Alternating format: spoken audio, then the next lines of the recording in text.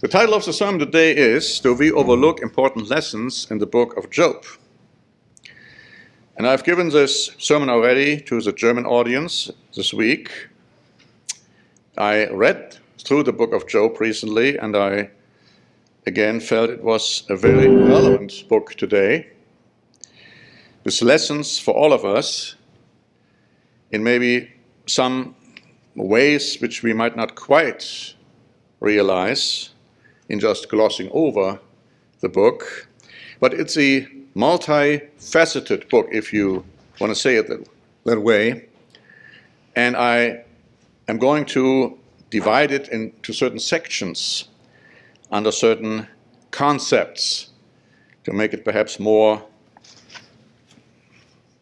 viewable, readable, understandable.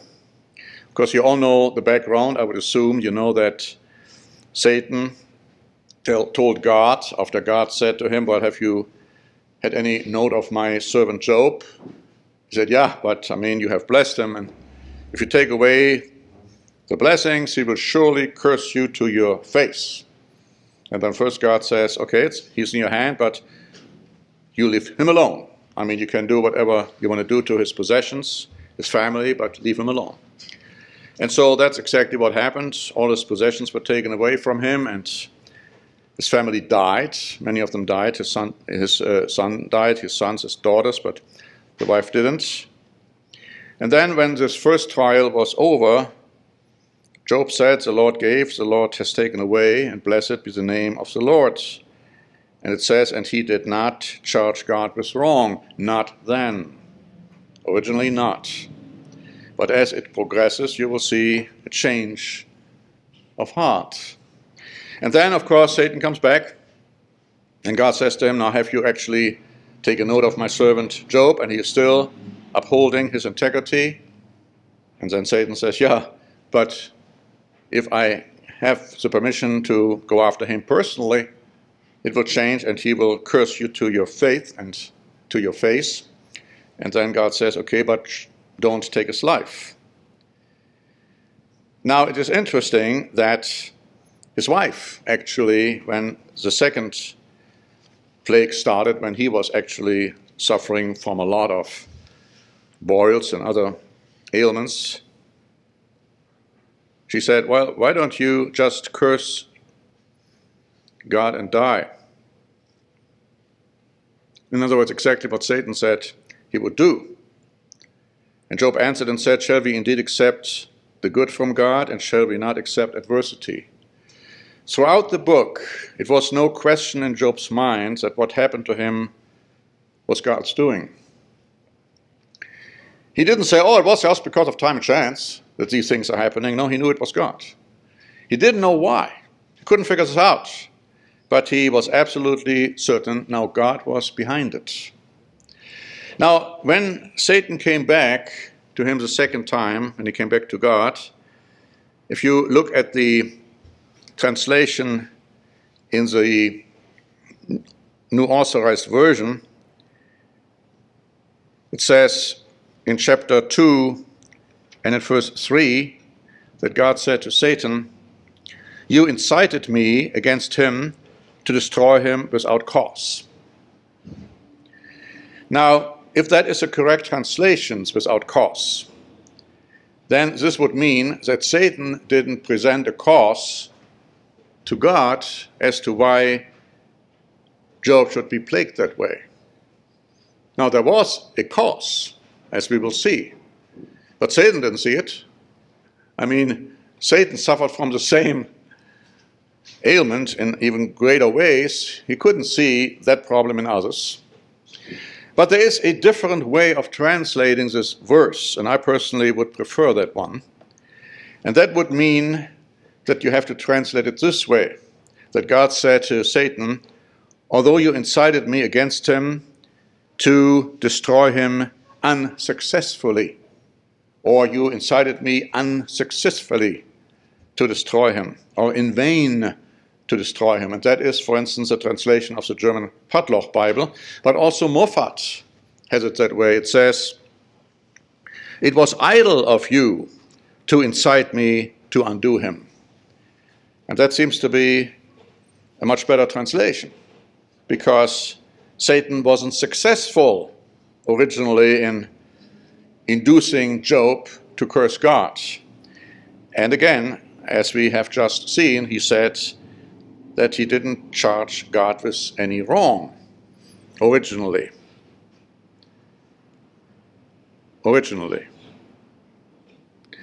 But you see, he was totally convinced that he was innocent. And he said it time and again, I'm not letting go of my righteousness. And so he accuses God of trying him without reason. He said that to God, as we will see, because he is just. And therefore he cannot be, should not be, must not be plagued in a way he was. Now he says on one occasion, well, I have sinned when I was in my youth, but of course, hey, you have forgiven those sins to me, so why do you bring them up again? And when he otherwise speaks of sin, that he was sinning, then he only uses it in a rhetorical way. He said, if I had sinned then, not that he really believed they did. Let's go through those sections which exemplify and make clear what he actually felt. First, go to Job chapter 6, and let's see what he says in verse 29. Job 6 and verse 29. And he says this to his friends, because the three friends came to mourn for him, to console him.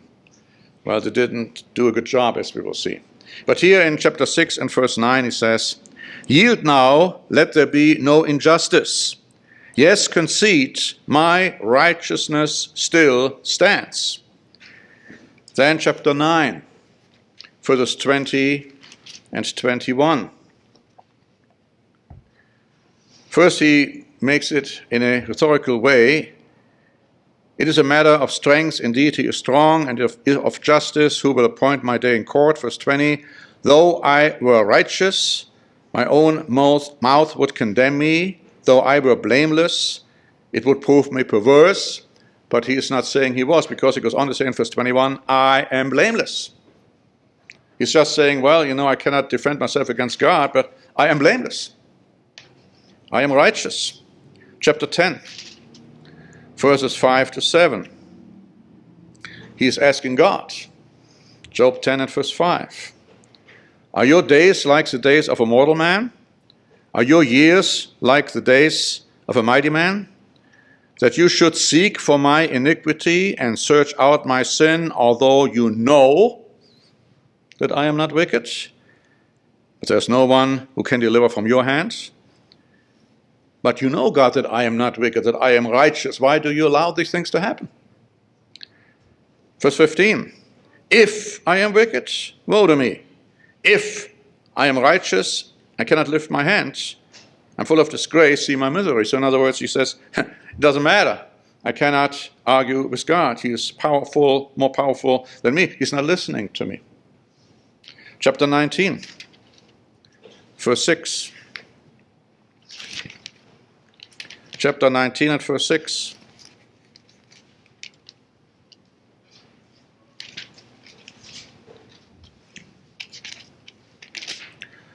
Know then, he tells his friends, know then that God has wronged me, and he has surrounded me with his net. Chapter 27, verse 2.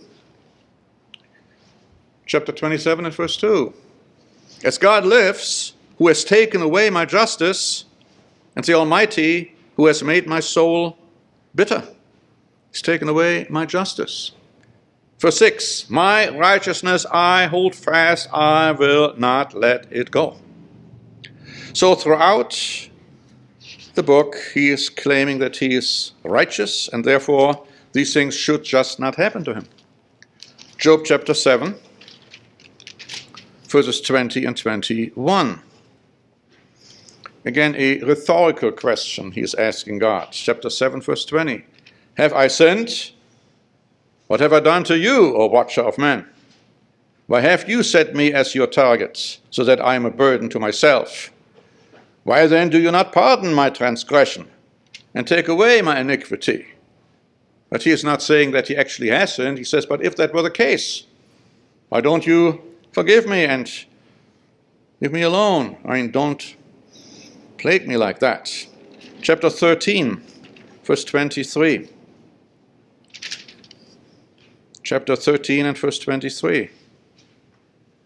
He says, how many are my iniquities and sins? Make me know my transgression and my sin, he says to God. Verse 26. For you write bitter things against me and make me inherit the iniquities of my youth. Yeah, okay, he concedes he might have sinned when he was young, but that's long past, he says. Also in chapter 14 and verse 17. My transgression is sealed up in a bag, and you cover my iniquity. It's all forgiven, wiped out. So why am I now being plagued that way? Also notice Job chapter 32, verses 1 and 2. Job 32, verses 1 and 2.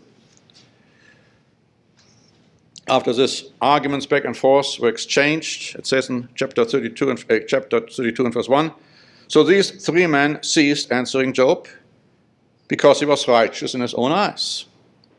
Then the wrath of Elihu, we don't know much about him, except that he suddenly pops up on the scene, the son of Berachel and the Buzite of the family of Ram, was aroused against Job. His wrath was aroused because he justified himself rather than God. But more than that, chapter 33, verses 8 to 10. This Elihu says, surely you have spoken in my hearing, and I have heard the sound of your words, saying, I am pure, without transgression, I am innocent, there is no iniquity in me. Yet he finds occasions against me, he counts me as my enemy. And then in chapter 35 and verse 2, do you think this is right? Do you say my righteousness is more than God's? So this was Job's concept throughout the book. I am righteous. In a sense, he said, I am more righteous than God because I know better than he that I am innocent. And if I only had the chance to talk to him, I would make that clear to him. Now, before I go on, let's ask a question. Sometimes we go through trials, difficulties. And unless we are saying, oh, it's all because of time and chance, and I hope nobody in the church is saying that, at least not in the Church of Eternal God, we should know better than that, we have to say, well, God allows it. Why? And sometimes we have that feeling, well, he is not just. That's not right. It's not fair. He shouldn't allow that. Why is he making this life so troublesome for me? I mean, that was Job's concept. I recently gave a sermon about the fact that we can be tried even though we are righteous. But Job didn't quite see it that way. He didn't see it that way. Now, the three friends, as I will show you in a moment, they most certainly didn't see it that way at all. But Job, as the next section of the book, is telling us time and again, or is telling his friends time and again, if I only could talk to God, I would prove to him that I'm innocent. So he thought he was more righteous than God. And he said, well, he's not going to listen to me anyhow, even if I could talk to him. Job chapter 23 and verse 4. Job 23 and verse 4.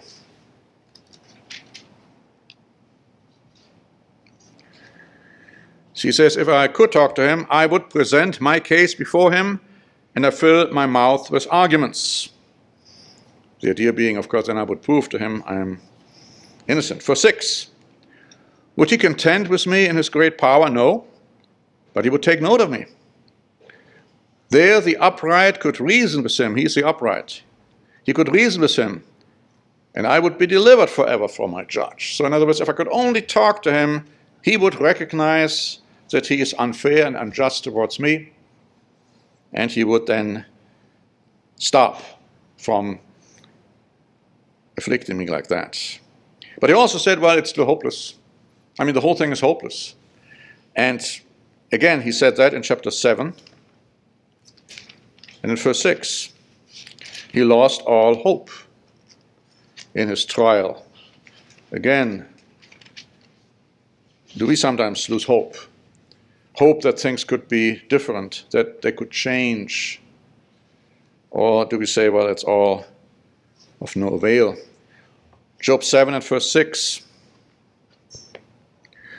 My days are swifter than a weaver's shuttle, and are spent without hope. Also in chapter 14 and in verse 19. Job 14 and verse 19. As water wears away stones, and as torrents wash away the soil of the earth, so you, God, destroy the hope of man, including Job. He says, you take all my hope away. Also in chapter 19 and verse 10. Chapter 19 and verse 10. He says, he breaks me down on every side. I'm gone. My hope he has uprooted like a tree. So there are these moments when he talks to his friends and the friends don't give him any comfort. They really don't help him at all. That he turns to God, and then he says about God, well, he's not giving me any comfort either. The whole thing is completely, utterly hopeless.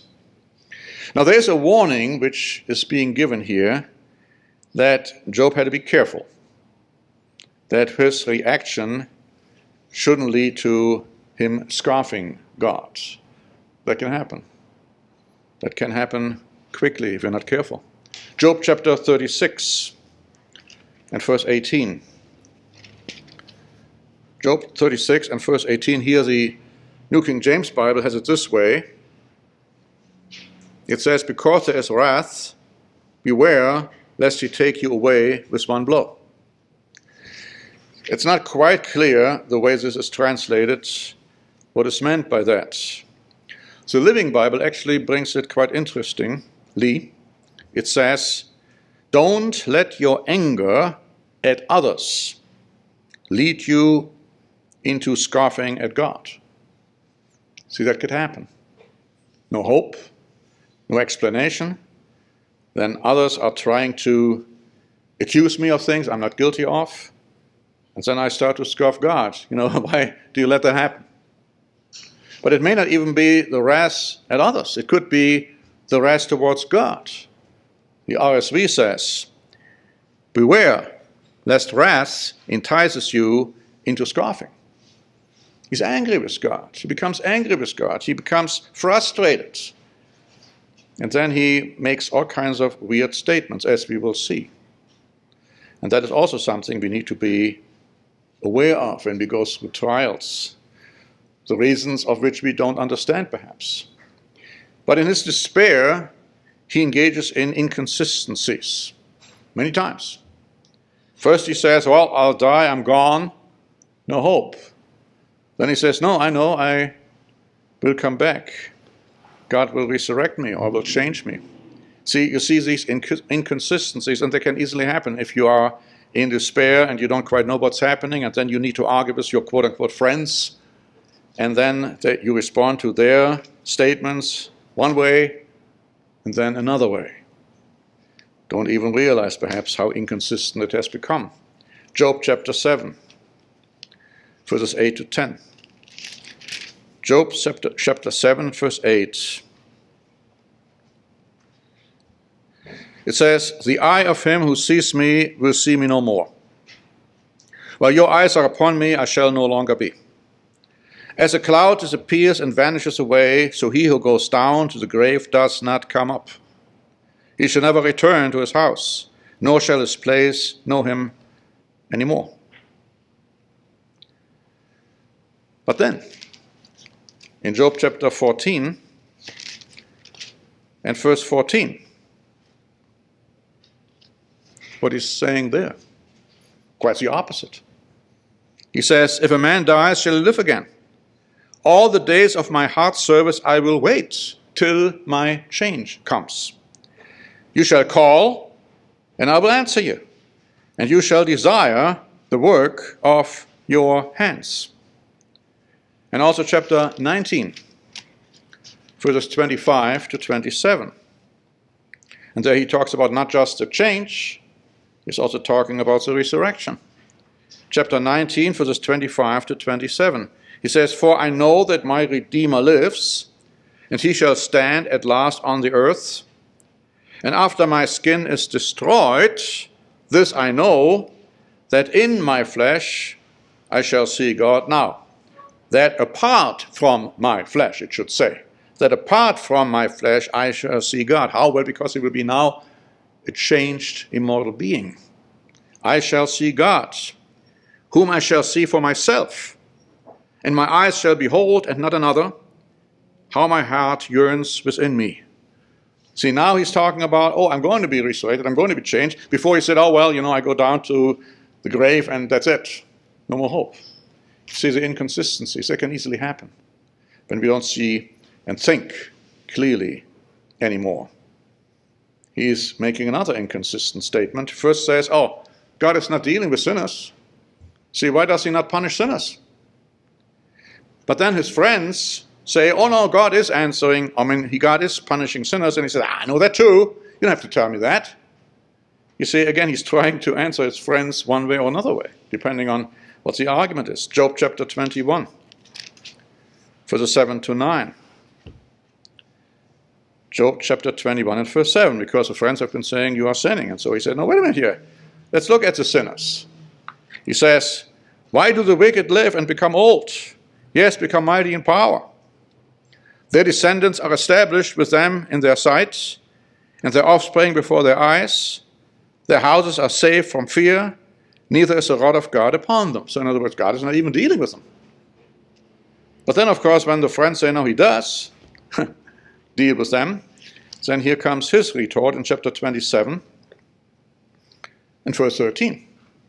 Job 27 and verse 13. He says, this is a portion of a wicked man with God, and the heritage of oppressors received from the Almighty. And then he goes into all the consequences of those who are living in unrighteousness. So again, a complete total inconsistency in the way he is approaching things. Again, a lesson for us, we've got to be careful.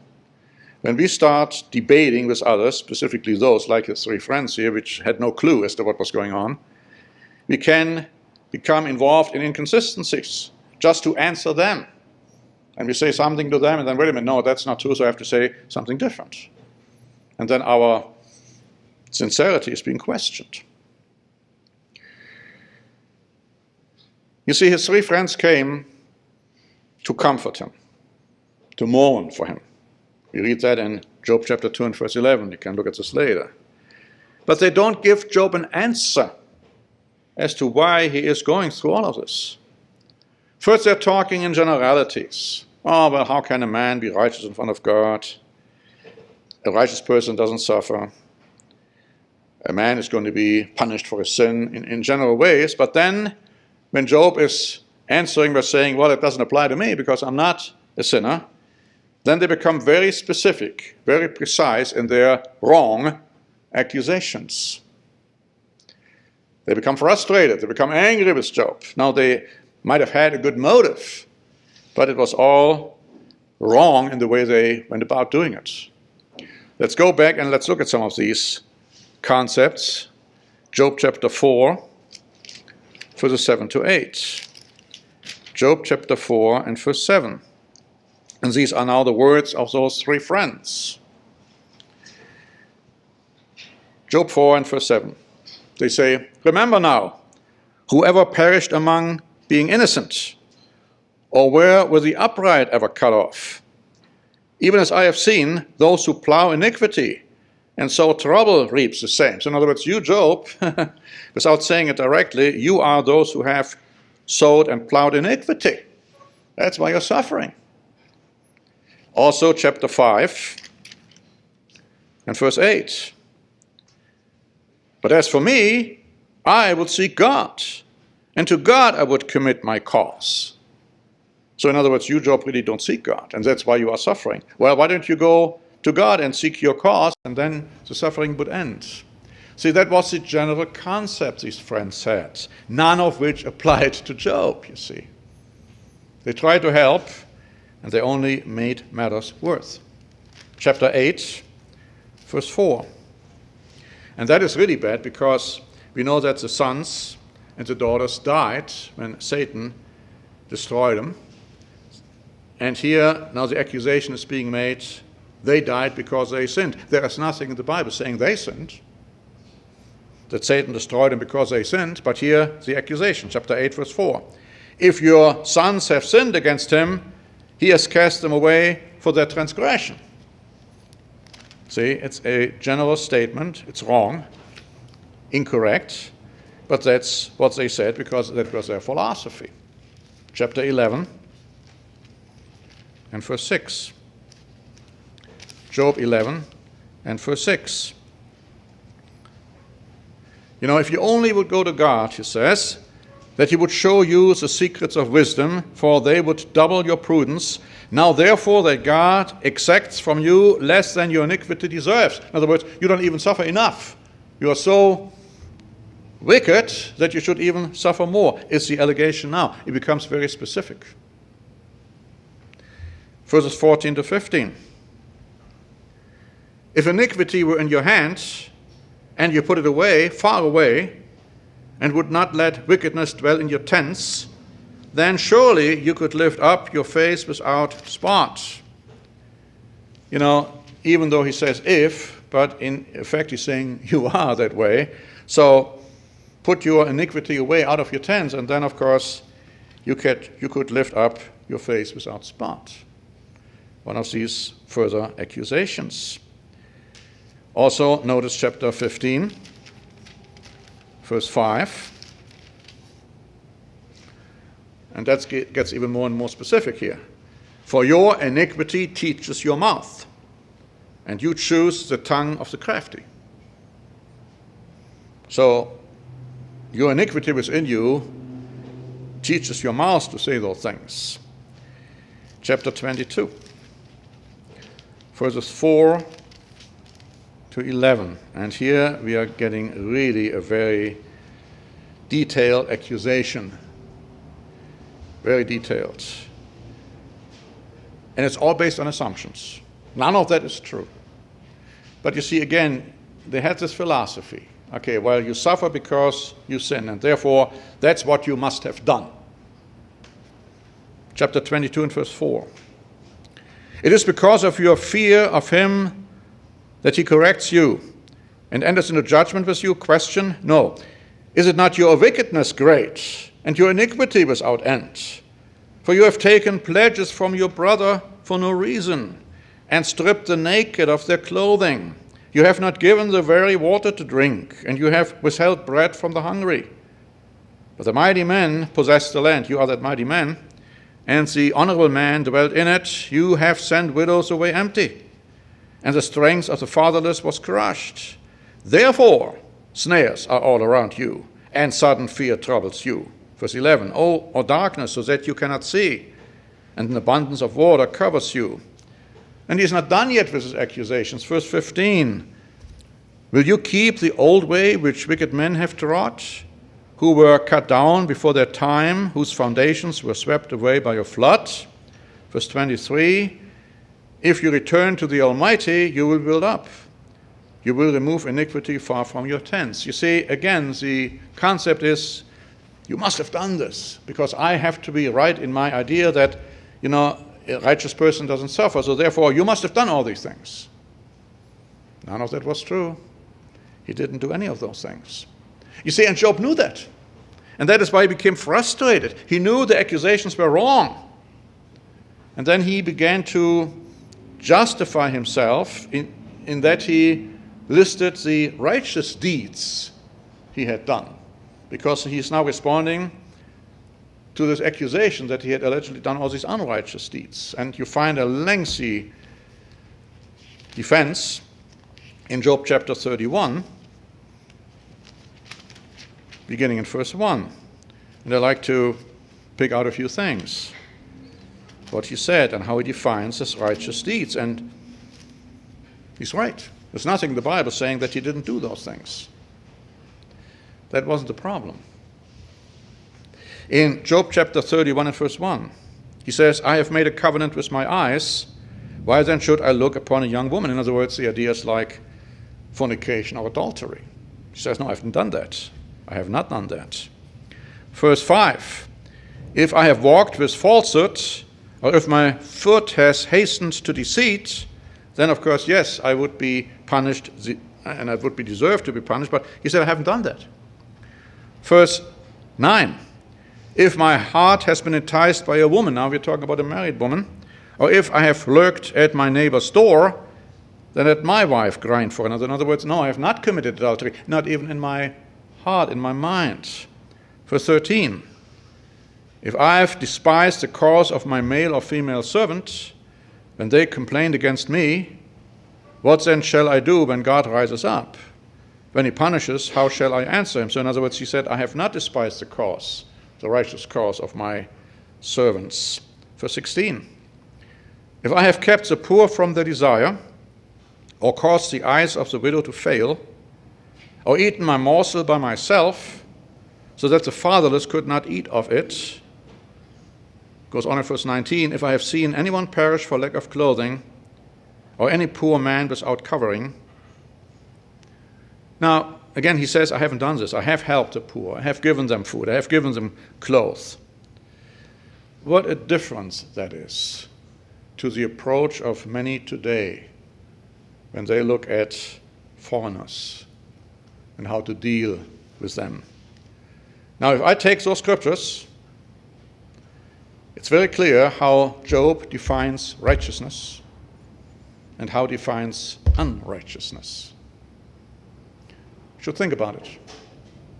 We should think about it, and we should evaluate it a little bit and say, well, what is my approach? What is my attitude?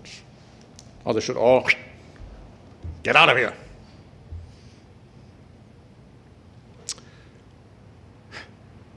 Verse 20. If his heart has not blessed me, and if he was not warmed with the fleece of my sheep, in other words, if that were the case, yes, God would punish me. He would be right to punish me. Verse 21.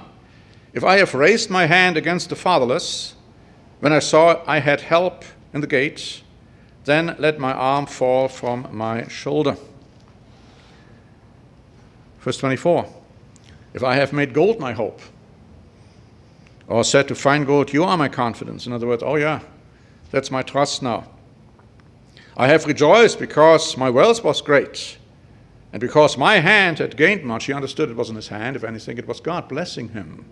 As God says time and again, if you are wealthy, it's because God has given you that wealth. Verse 26, if I observed the sun when it shines, or the moon moving in brightness, in other words, he committed idolatry, so that my heart has been secretly enticed, and my mouth has kissed my hand. In other words, another way of practicing idolatry. Verse 29, if I have rejoiced at the destruction of him who hated me, or lifted myself up when evil found him, even that he didn't do. He says in verse 31, if the men of my tent have not said, who is there that has not been satisfied with his meat? Verse 32, again, but no sojourner had to lodge in the street, for I have opened my doors to the traveler. I have covered my transgression as Adam, by hiding my iniquity in my bosom. You know, these are very interesting comments he's making. Of course, all he's talking about is righteous acts, how he behaved. He's not talking about what was deep down in his side, his motives.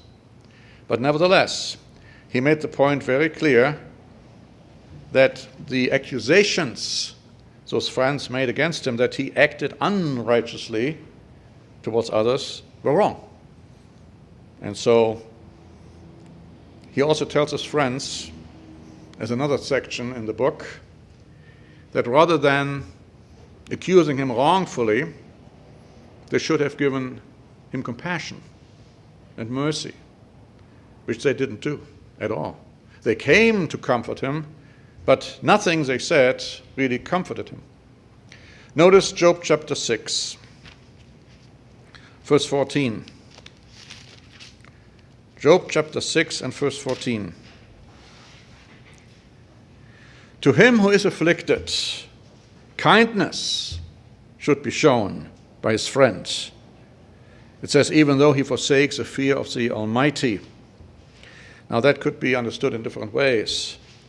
It could be understood in that way that even if the friend forsakes the fear of the Almighty, the other friends should still show him kindness. It could also mean that those who don't show him kindness are forsaking the fear of the Almighty by not showing him kindness. Either way, it's a very strong statement. Verse 24. Teach me, and I will hold my tongue. Cause me to understand wherein I have erred. How forceful are right words. But what does your arguing prove? Again, that didn't help. Made all the wrong arguments because they had the wrong philosophy. Tried to apply it to Job and it didn't fit. Job chapter 12, verses 1 and 2. Job answered and said, no doubt you are the people, and wisdom will die with you. So it becomes a little bit sarcastic now. Chapter 13, verses 1 to 5. In answering the statements by the friends here, behold, my eye has seen all of this. My ear has heard and understood it. What you know, I also know. I am not inferior to you. But I would speak to the Almighty, and I desire to reason with God, but you are forgers of lies. You knew there were lies. You are forgers of lies. You are all worthless physicians. All that you would be silent, and it would be your wisdom. You see, the fool can be looked upon as wise if he keeps his mouth shut. It's another scripture in the book of Proverbs. These are good comments. It's good advice for us. When we are trying to comfort and deal with a person who is suffering, what's our approach? Have you already figured it out? Oh, he must be suffering, she must be suffering because. Well, let's give some room for doubt. And unless we're absolutely sure that that is the reason, we'd better not say it. Because it's not helping. It's only hurting because it's condemning wrongfully, and the person may very well know this. Oh, you have done this. And the person says, no, I didn't do that. I never did that. Chapter 16, verses 1 to 5. Chapter 16, verse 1. Then Job answered and said, I have heard many such things. Miserable comforters are you all. Shall words of wind have an end? Or what provokes you that you answer? In other words, rather be quiet because you don't have the answers. I also could speak as you do. If your soul were in my soul's place, I could heap up words against you and shake my head at you, but I would strengthen you with my mouth, and the comfort of my lips would relieve your grief. That is what he was longing for. That is what he was hoping from his friends to receive, but he didn't. He didn't. And so we read in chapter 19, and in verses 21 and 22. And this is really a plea of desperation almost. He says, have pity on me, O you my friends, for the hand of God has struck me. Why do you persecute me as God does, and are not satisfied with my flesh? Now you also have to torment my soul, my mind. He says, why don't you show me compassion and pity? And also in chapter 21 and verse 27, he says, look, I know your thoughts and the schemes with which you would wrong me. Verse 34, how then can you comfort me with empty words, since falsehood remains in your answers? Again, Job knew he didn't do these things. And so he was not that kind of an unrighteous person, which they said he must have been, because otherwise he wouldn't suffer. Now, again, a good lesson, a good admonition for all of us. We are dealing with somebody, maybe even in the ministry. We are dealing with somebody who is suffering, and we think we have it all figured out. Oh, we know exactly why that is the case. And so we have to just tell the person, you got to repent, and then you will be blessed by God. But maybe that isn't the reason. That particular issue may not be the reason for his or her suffering. You see, not everything the three friends said was wrong, but it didn't apply to Job. That was a problem. Notice Job chapter 20 and verses 4 and 5.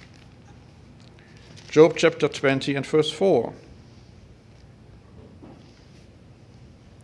And here one of the friends said, "Do you not know this of old, since man was placed on earth, that the triumphing of the wicked is short, and the joy of the hypocrite is but for a moment?" True. Absolutely true. The Bible confirms that. But you see, it didn't apply to Job. Of course, this was his intent. He wanted to say, well, you are a hypocrite, and you are, a wicked person, and it didn't apply to him, because he knew that wasn't true. And so after they were done talking, God began to speak. Now, which is important to understand now. There is nothing in the book that when God spoke to him, that God explained to him this discussion he had with Satan. Nothing is mentioned. Now, we assume that Job wrote the book, and later, of course, he would have understood that. That's why he wrote the book, but not at the time when God spoke to him. Also, God does not explain to Job the reason for his suffering. You don't find that in God's answer either. But what God is doing is he is showing Job who he is. In other words, he is so much more powerful and so much more knowledgeable than Job could ever have been. And Job finally understands that. He says, well, I've only heard of you from the hearing of the ear, but now I have seen you, now I understand. And so that is why he repented of his unwise words when he tried to explain to God how God should act. Do we sometimes do that? Do we sometimes try to tell God, hey, look, what you're doing is wrong here, that, don't do that, do it this way. Notice Job chapter 40, verses 1 to 5. Job chapter 40 and verse 1.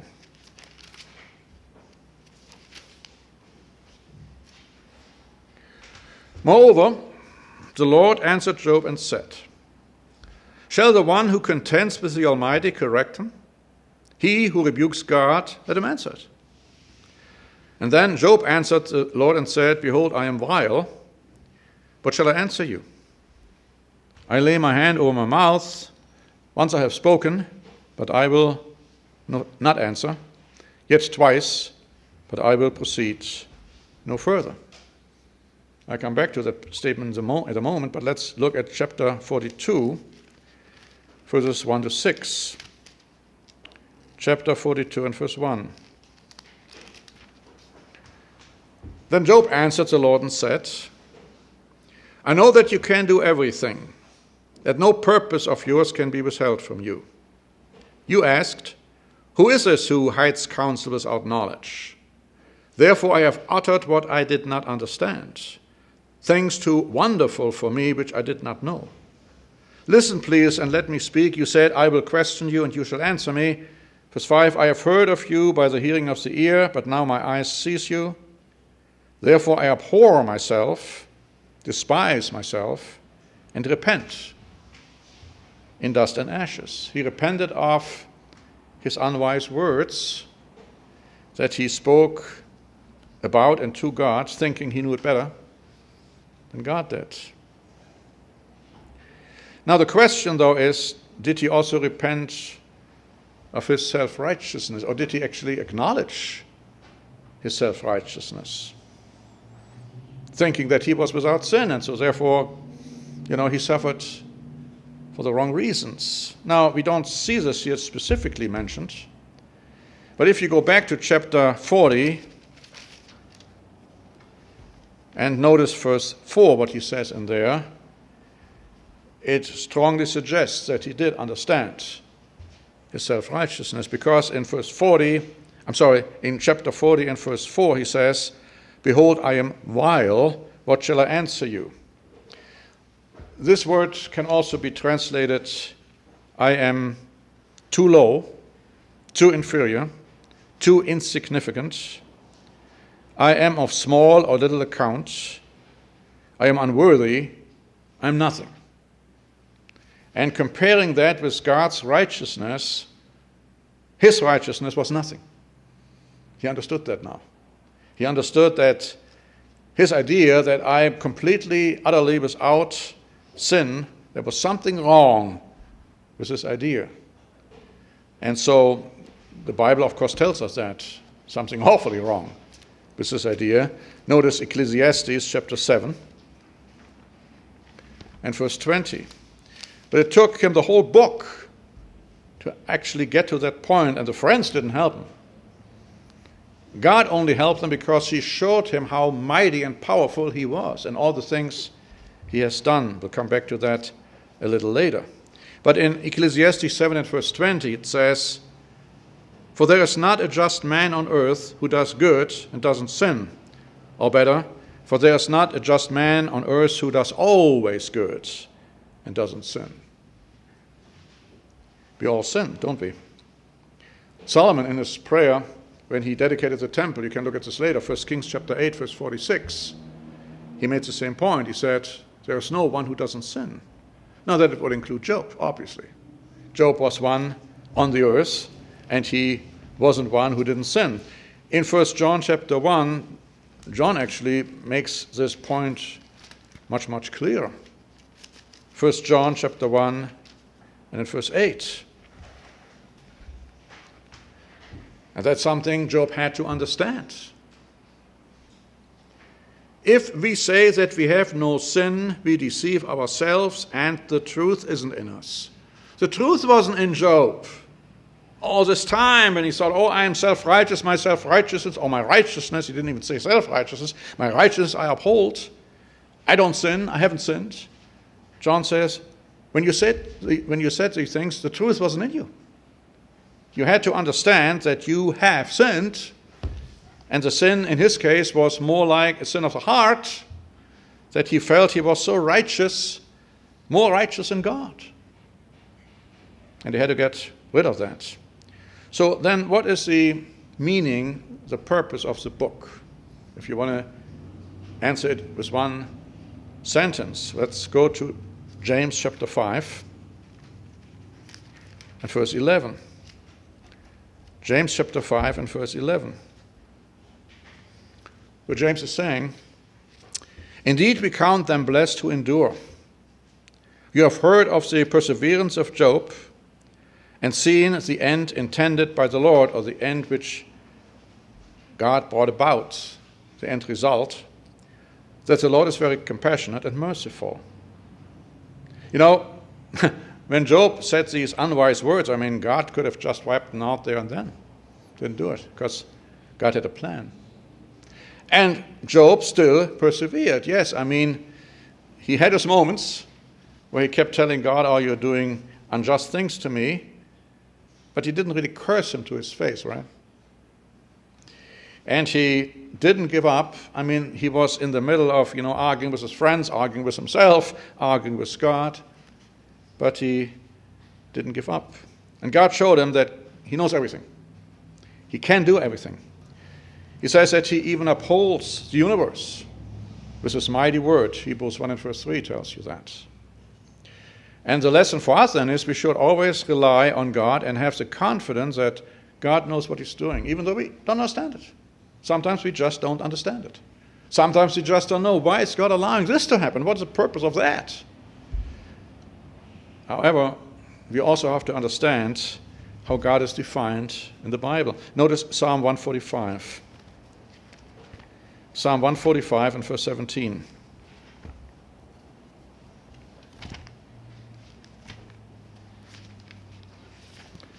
Psalm 145, verse 17. It says, the Lord is righteous in all his ways and gracious in all his works. In all his ways, no matter what happens to us, what allows God to happen to us. He's still righteous in what he's doing. Chapter 116 and verse 5. And he is merciful at the same time. Chapter 116 and verse 5.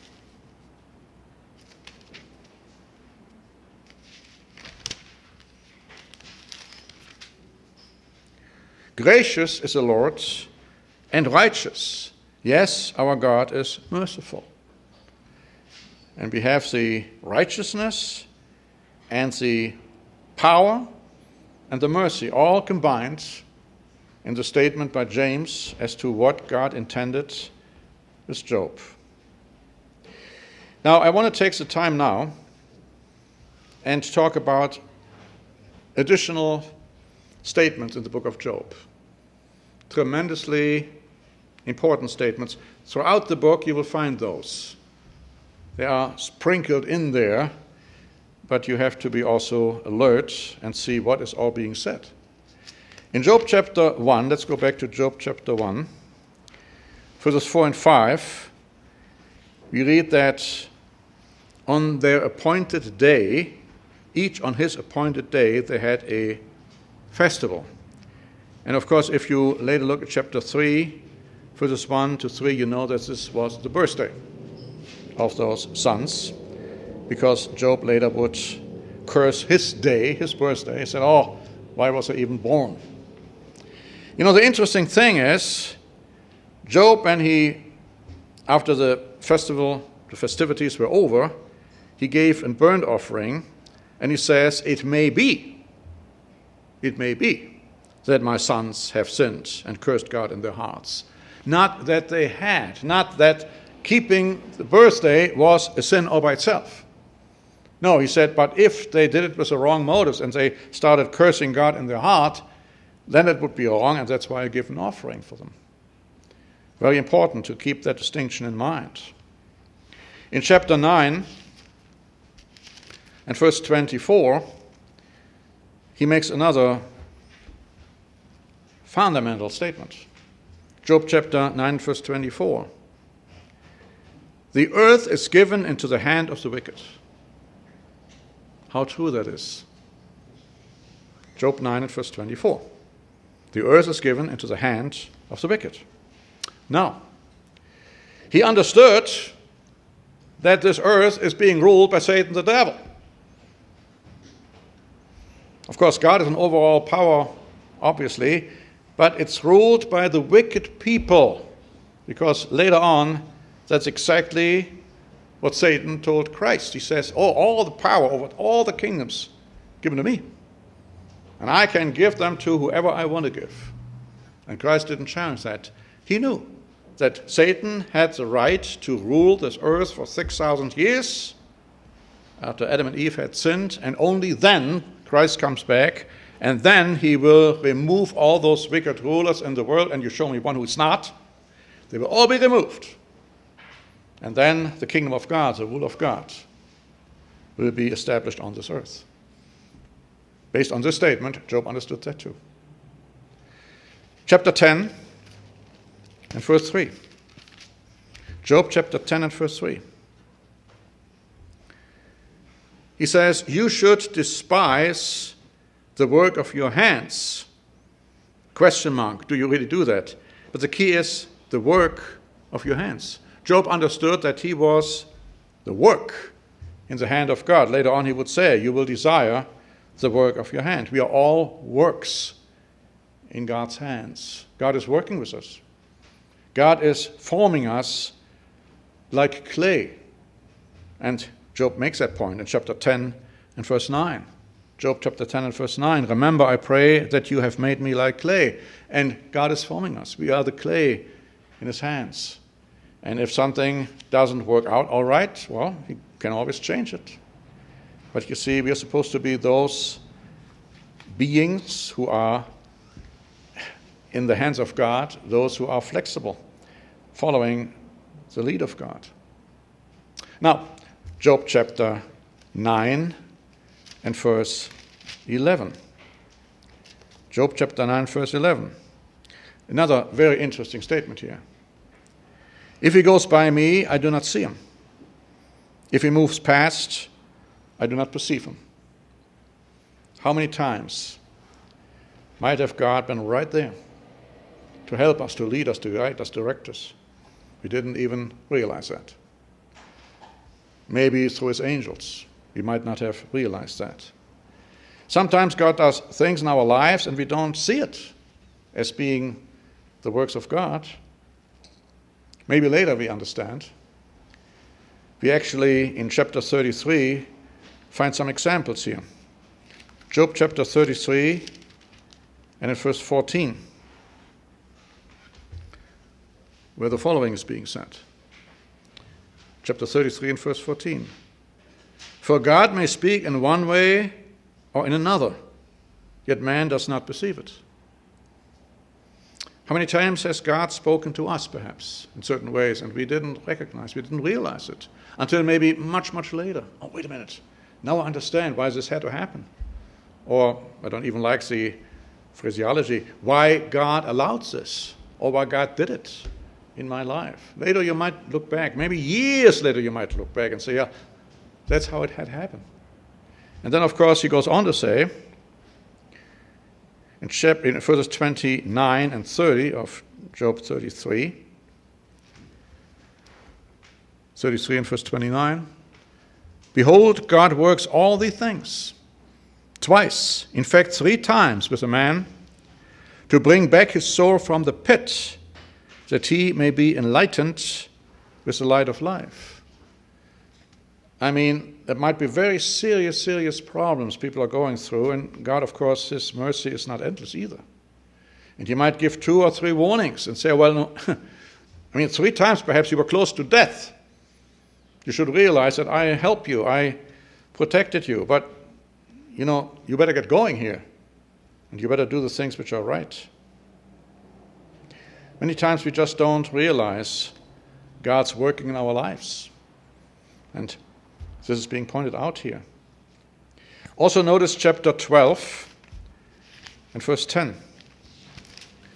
Job chapter 12 and verse 10. Another remarkable statement here. He says, in other words, in God's hand is the life of every living thing. It says here, and the breath of all mankind, better the spirit of all mankind, as many have it here. The spirit of all mankind is in God's hand. Now that tells us, first of all, that man has a spirit, a human spirit, which distinguishes us from the animal. Now they have an animal spirit, but it's not the same thing. And that's why we are in a different category. That's why we can understand things which animals could not. And that's why the human spirit, in combination with the Spirit of God, can give us spiritual knowledge, which, of course, animals couldn't have.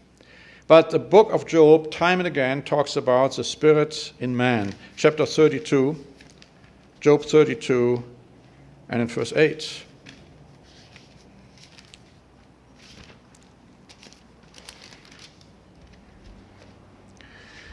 But there is a spirit in man, and the breath of the Almighty gives him understanding. It's a combination here. God gives us understanding through the Spirit which is in us, that Spirit in man. And of course, most certainly, once we have God's Holy Spirit in us as well, then the understanding, which is at this point physical, then will become spiritual as well. So the Spirit in man is clearly taught already in the book of Job. Job understood that. Job chapter 38 and verse 36. Job 38, verse 36. Who has put wisdom in the mind, or who has given understanding to the heart, it says here. Other translations have here, who gives understanding to the mind, or the best translation, which are found in the German Elberfelder Bible, who gives understanding to the Spirit. That Spirit in man. See, because God has given that Spirit in man understanding. Now the word which is used here for mind or heart or spirit, whatever you want to use, it's only mentioned this one time in the entire Old Testament. So it's a little bit interpretation as to what is meant here. But God does most certainly give understanding to the Spirit in man. Another important passage, which is being confirmed throughout the Bible, if we understand it correctly, we find in Job chapter 14 and verse 5. And that is something we should always keep in mind. Job 14 and verse 5. Since his days are determined, the number of his months is with you. You have appointed his limits so that he cannot pass. God has determined how long we will live. I believe God has already determined when we will die. Now, the days can be prolonged, as we have seen in several examples of the Bible. The days can be shortened.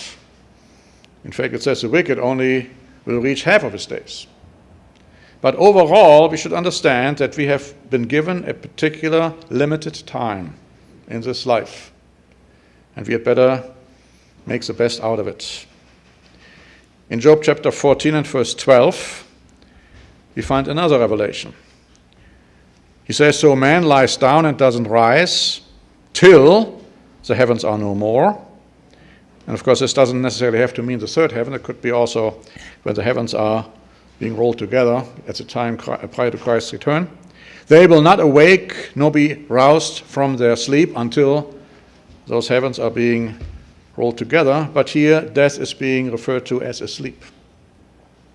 It's not something when you die, you go to heaven.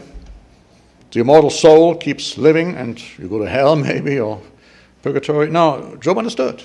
Death is a sleep. It's a sleep without consciousness, out of which you have to be awakened. And God will do that at the right time, either the first resurrection, the second resurrection, the third resurrection. But it is a sleep, and he totally understood that.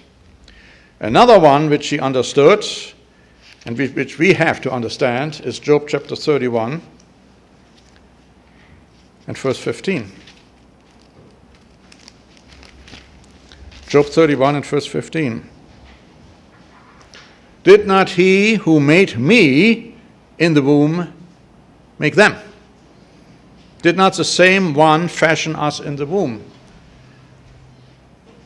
Those of us in particular who have been determined to be called in this day and age, God has already known before we were born, before we were conceived.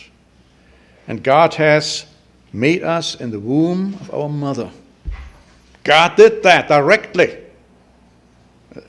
Something's hard to understand. Perhaps he did it directly. In one way, he was involved in our conception, the time of our conception, who would conceive us, and also when we would be born. And as we have said, and also the time when we will die overall. And Job clearly understood that. David understood that. Jeremiah understood that. Paul understood that. But the point is here in the book of Job, that is also being clearly explained. Now in chapter 33 and verse 4. The Spirit of God has made me, and the breath of the Almighty gives me life. So you understood too that the Holy Spirit, the Spirit of God, wasn't a person. It was a power here compared with the breath of the Almighty, through which then God created us and made us. But the point is too, God made us.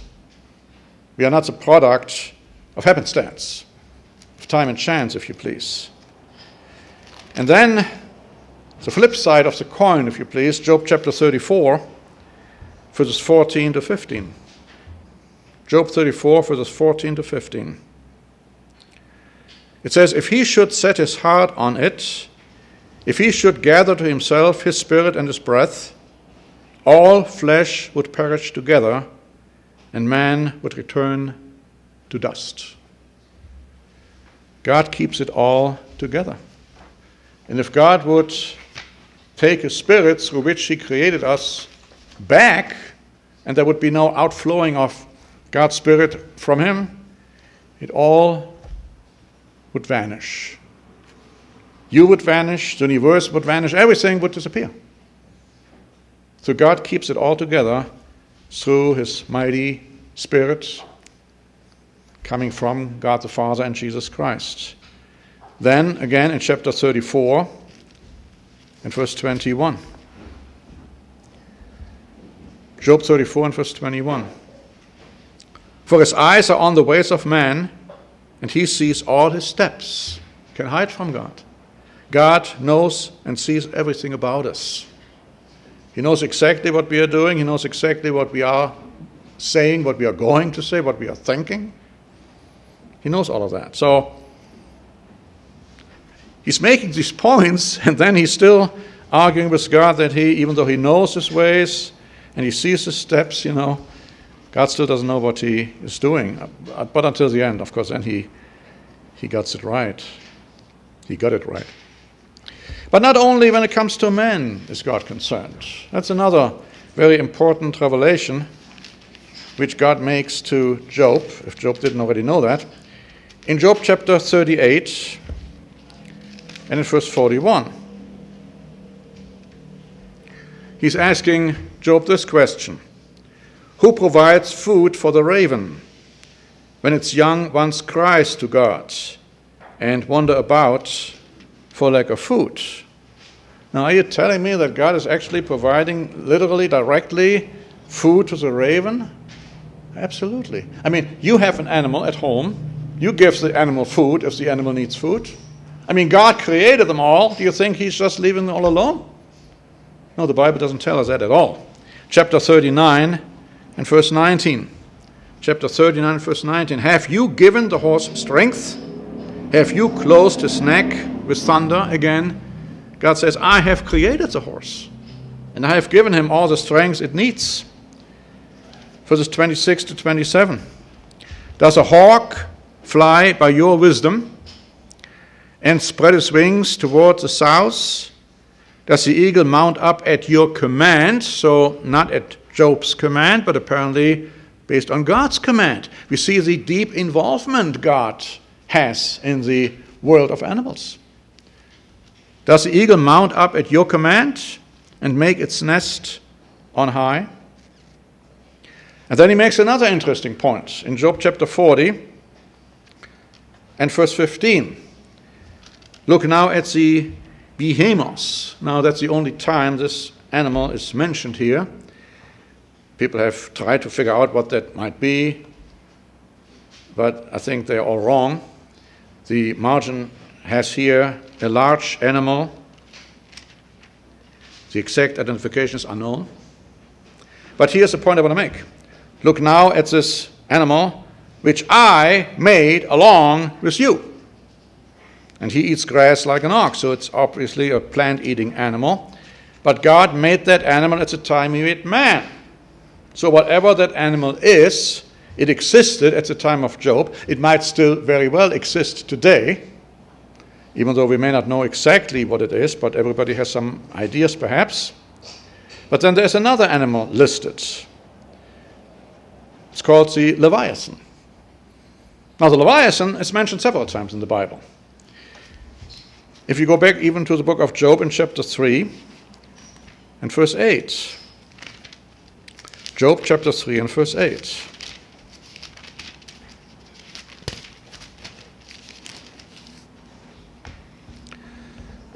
It says, may those curse it who curse the day, those who are ready to arouse Leviathan. So the point being, Leviathan existed at the time of Job. In the book of Psalm, let's quickly go to that. Psalm 74, that Leviathan is listed again. In chapter 74 of the book of Psalm in verse 14. It says, you broke the heads of Leviathan in pieces and gave him as food to the people inhabiting the wilderness. Now some say it shouldn't say people, it should be animals. So in other words, the animals in the wilderness were feeding on this Leviathan when it was cut in pieces, and heads apparently implies probably more than one head. Again, who is that Leviathan? It says in the margin, a large sea creature of unknown identity. And then again it's listed in Psalm 104, showing it existed, probably still exists, together with man. Psalm 104, verses 25 and 26. This great and wild sea, in which are innumerable teeming things, living things both small and great, there the ships sail about, there is that Leviathan which you have made to play there. So apparently it's an animal in the ocean. And then let's go back now to Job chapter 41, because now we read a lot more about this Leviathan. The point I want to make is God created it at the time he created man. Not saying this Leviathan is a dinosaur which lived before the creation of man, before the earth became void and empty. No, because everything died out. But then once God recreated the surface of the earth, he created animals, as we know. Sea monsters, as one translation has it at the time, and amongst those is this Leviathan. Chapter 41. And verse 1. God is asking the question, can you draw Leviathan with a hook, or snare his tongue with a line which you lower? Verse 12. I will not conceal his limbs, his mighty power, or his graceful proportions. Now, some like the crocodile hunter, and of course his son has just won Dancing with the Stars, and so some are speculating, this Leviathan is a crocodile or an alligator. Well, you may look at an alligator or a crocodile any way you want, but I don't see how the description of graceful proportions, or other translations have here beautiful proportions, would apply to a crocodile. That couldn't be a crocodile. There are other places in this description that wouldn't fit. It is a sea animal, apparently of great proportions, a mighty, powerful sea animal, which, as I said, might very well exist still today. Also notice in verse 33 and 34, on earth there is nothing like him, which is made without fear. He beholds every high thing. He is king over all the children of pride. Now, some have also suggested it could also be, in addition to a description of a real animal, a description of Satan. Because after all, he is most certainly the king over all the children of pride. But here's my point. My point is that God has created the animal world, and he is looking after the animal world. And God has created the human world, and he is looking after that human world also. And yes, many people will die before Christ returns. Not that God is killing them. Man is going to do that all to themselves. But they all will be resurrected, coming back to life. And then they will have their chance. And God sets up the kingdom of God here on earth. And in the meantime, he wants us to be part of that rule. He wants us to be part of the kingdom of God. He wants us to be part of the family of God. He wants us to become immortal spirit God beings. And so he is going to do whatever it takes for us to achieve that goal. Let's never forget that. Let's never forget the purpose, why we are even here, why we are being called today. And let's never question the wisdom of what God is doing. God knows. And it's not because of time and chance that things are happening to us. It is because God does it, allows it for a reason. And he will make that reason clear to us when the time comes, when we can understand it. Maybe today would be too early. But once we can understand, he will make it clear to us.